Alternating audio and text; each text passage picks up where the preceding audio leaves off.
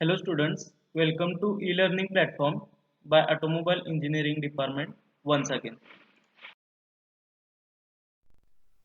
तर माझं इंट्रोडक्शन मी ऑलरेडी तुम्हाला करून दिलेलं आहे प्रोफेसर के जी घळसासी. आणि मी जो तुम्हाला सब्जेक्ट शिकवणार आहे तो कुठला असणार आहे ऑटोट्रॉनिक्स.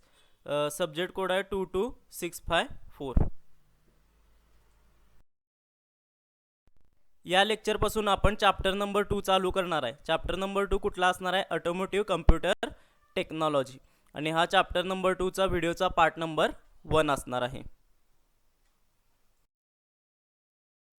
तर या लेक्चरमध्ये आपण जे टॉपिक्स कव्हर करणार आहे ते कुठले कुठले आहेत बघा. तर फर्स्ट वन असणार आहे ऑटोमोटिव्ह कम्प्युटर. म्हणजे काय तर बेसिक कम्प्युटर किंवा ऑटोमोटिव्ह कम्प्युटर जो व्हेकलमध्ये आपण डेटा आपल्याला डॅशबोर्डवर दिसतो. तर तो दिसणारा डेटा काय होऊन आलेला असणार आहे, सगळा प्रोसेस होऊन आलेला असणार आहे. तो कोण करणार आहे तर ऑटोमोटिव्ह कम्प्युटर करणार आहे.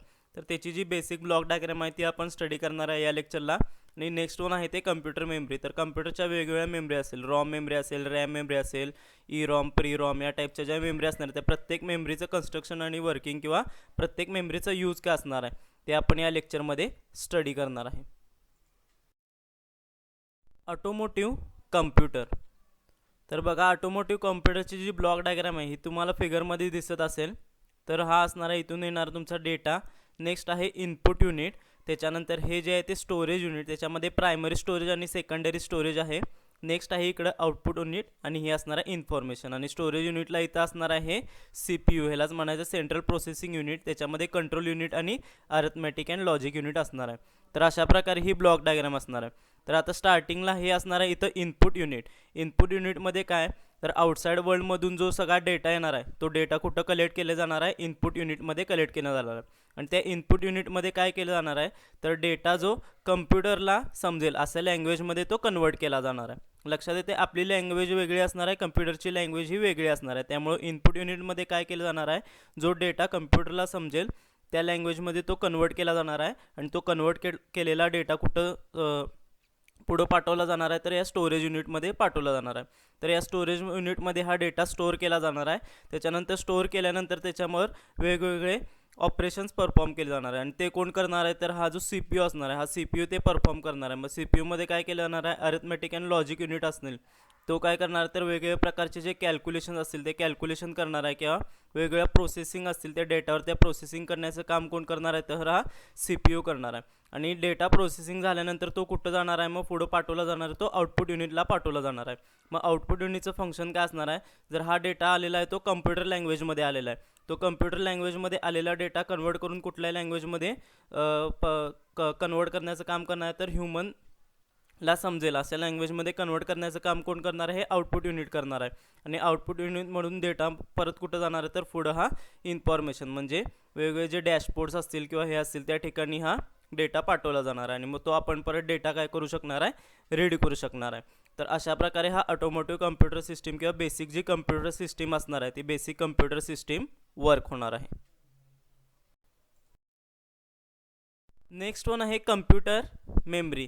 तर आता बघा कम्प्युटरच्या दोन मेमरी असतात. एक तर असणार आहे प्रायमरी मेमरी आणि सेकंडवर असणार आहे वोलाटाईल मेमरी. तर आता आपण फर्स्ट वन स्टडी करणार आहे ते प्रायमरी मेमरी. तर प्रायमरी मेमरीमध्ये फर्स्ट वन कुठले आहे तर रॉम किंवा त्यालाच काय म्हणतात रीड ओनली मेमरी. तर बघा it contains a fixed pattern of ones and zeros that represent the permanent stored information. म्हणजे काय असणार आहे ह्याच्यामध्ये फिक्स्ड पॅटर्न असणार आहे वन्स अँड झिरोजचा.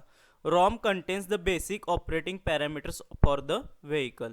हे म्हणजे बेसिक ऑपरेटिंग पॅरामीटर जे असणार आहे ते सगळे रॉममध्ये स्टोअर्ड केले जाणार आहे. This information is used to instruct the computer on what to do in response to the input data. म्हणजे जो इनपुट डेटा मग आलेला असणार आहे तो ह्याच्यामध्ये स्टोअर असणार आहे. आणि हे काय करणार आहे तर कम्प्युटरला इन्स्ट्रक्शन्स देणार आहे. The CPU reads the information contained in the ROM but it cannot write to do or change it. ROM memory is not lost when power to the computer is lost. तर ROM memory काय असणार आहे, computer नुसती read करू शकणार आहे. तर तो काय करू शकणार नाही, ती मेमरी चेंज किंवा इरेज करू शकणार नाही. तर त्याला म्हणायचं रॉम मेमरी. आणि रॉम मेमरी कधीही लॉस्ट होत नाही. जर तुमचा कम्प्युटर एकदम शटडाऊन झाला किंवा पॉवर जरी गेली तर ती रॉम मेमरी असणार आहे ती नेहमी काय असणार आहे स्टोर्डमध्ये असणार आहे. नेक्स्ट सेकंड वन आहे read write memory, RW read write memory. तर बघा it is design to hold changing data to change this data very specific directions are required in the program. म्हणजे डेटा चेंज करायचा असेल तर आपण read write memory use करू शकतो. These are still data that the microprocessor used to function correctly. Read means to find out what number is stored in the specific address and write means to put a new number in to a specific address. Read म्हणजे काय तर जो number stored असणार आहे तो specific ॲड्रेसमध्ये read करणे, आणि right म्हणजे काय तर तो स्टोअर झालेला नंबर काय करणे चेंज करू शकतो आपण, तर त्याला म्हणायचं read write memory. Third one आहे ती कुठली मेमरी आहे बघा, प्रोग्रॅमेबल रीड ओनली. म्हणजे रीड ओनली मेमरी म्हणजे काय असणार आहे प्री रॉम. तर बघा the information in pre ROM is used to define or adjust the operating perimeters held in the ROM. म्हणजे रॉममधले किंवा रीड ओनली मेमरी म्हणजे रॉममधले जे आपल्याला ऑपरेटिंग पॅरिमीटर्स असतील ते आपल्याला डिफाईन किंवा ॲडजस्ट करायचे असेल तर आपण प्री रॉम मेमरीचा यूज करतो. It contains specific data that pertains to exact vehicle in which the computer it's installed. म्हणजे जो एक्झॅक्ट डेटा असणार तो कशामध्ये स्टोअर केलेला असणार आहे तर प्री रॉममध्ये स्टोअर केलेला असणार आहे. This information may be used to inform the CPU of the accessories that are equipped on the vehicle. The information stored in the PROM is the basic of all computer logic.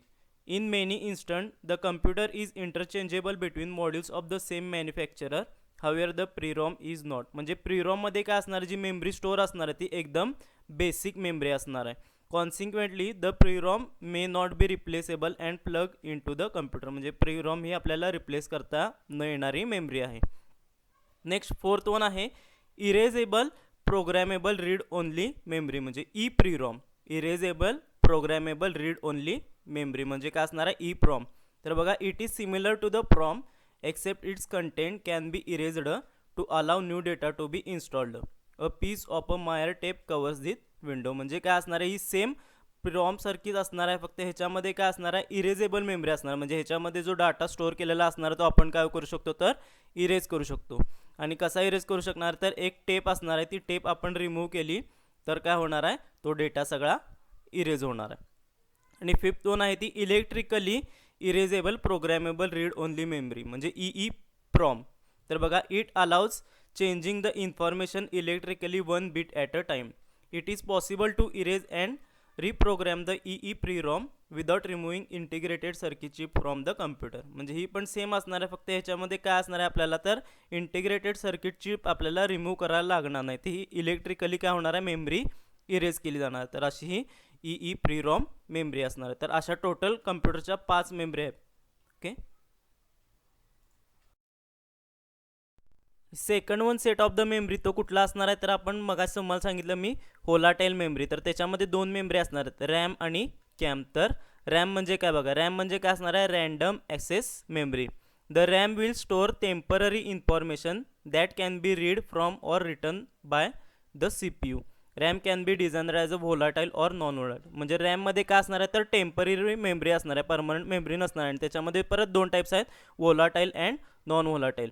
In volatile RAM, the data will be retained only if the current flows through the memory. म्हणजे volatile RAM मध्ये काय असणार आहे data कधी store होणार आहे ज्यावेळी current flow होणार आहे मेमरी, त्यावेळी फक्त डेटा स्टोअर होणार आहे. आणि नॉन व्होलाटाईल रॅममध्ये काय बघा will retain its information if current is removed. आणि नॉन व्होलाटाईलमध्ये काय होणार आहे करंट ज्यावेळी रिमूव्ड केला जाणार आहे त्यावेळी त्याच्यामध्ये काय होणार आहे डेटा स्टोअर्ड केला जाणार. तर अशा प्रकारे ही रॅम मेमरी असणार आहे. रॅम ही व्होलाटाईल मेमरी आहे. आणि सेकंड वन आहे ती कीप अलाइव्ह मेमरी. त्याच्या म्हणजेच काय कॅम. तर कॅम म्हणजे काय बघा the CAM is a variation of a RAM. रॅमसारखीच एक मेमरी असणार त्याला काय म्हणतात तर CAM. CAM is connected directly to the battery through the circuit protection device. म्हणजे कॅम ही कशाला कनेक्टेड असणार आहे तर डायरेक्टली बॅटरीला कनेक्टेड असणार आहे. ती कशाला कनेक्टेड नसणार आहे तर CPUला वगैरे कनेक्टेड नसणार आहे. तर ती कशाला कनेक्टेड आहे डायरेक्टली बॅटरीशी कनेक्टेड आहे. For example the microprocessor can read and write information to and from the CAM and erase CAM information. म्हणजे मायक्रोप्रोसेसर फक्त काय करू शकतो तर कॅममधली इन्फॉर्मेशन रीड राईट आणि इरेज करू शकणार आहे. However, the CAM retains information when the ignition switch is turned off. म्हणजे काय इग्निशन स्विच आपण जरी टर्न ऑफ केला तरी कॅममधली इन्फॉर्मेशन तशीच राहणार आहे, कारण की का कॅम कशाशी कनेक्टेड असणार आहे तर बॅटरीशी कनेक्टेड असणार आहे. CAM will lost when the battery is disconnected or if the battery drains to or if the circuit opens. म्हणजे कॅममधली मेमरी कधी लॉस्ट होऊ शकते जर बॅटरीमध्ये एखादा फॉल्ट आला आणि बॅटरी बंद पडली तरच कॅममधली मेमरी काय होऊ शकते, इरेज होऊ शकते. तर आता ऑटोमोबाईलमध्ये यूज केल्या जाणाऱ्या बेसिक ज्या मेमरीज असणार त्याचीही तुम्हाला इथं डायग्रॅम दिसत असेल. तर बघा 3 types of memory used in automobile. हा असणारा इनपुट डेटा, हा इकडून सिग्नल आला त्याच्यानंतर हे इनपुट डेटा असणार त्याच्यामध्ये प्रोसेसिंग वगैरे केलं आणि तो डेटा कुठं आला तुमच्या मायक्रो प्रोसेसरमध्ये इथं स्टोअर झाला. मायक्रो प्रोसेसरमध्ये 3 टाईपच्या मेमरी त्याच्यामध्ये यूज केल्या जातात. रॉम म्हणजे रीड ओनली मेमरी, रॅम म्हणजे काय रँडम ॲसेस मेमरी आणि प्री रॉम म्हणजे प्रोग्रॅमेबल रीड ओनली मेमरी. या 3 मेमरी त्या डेटावर प्रोसेस करणार आहेत.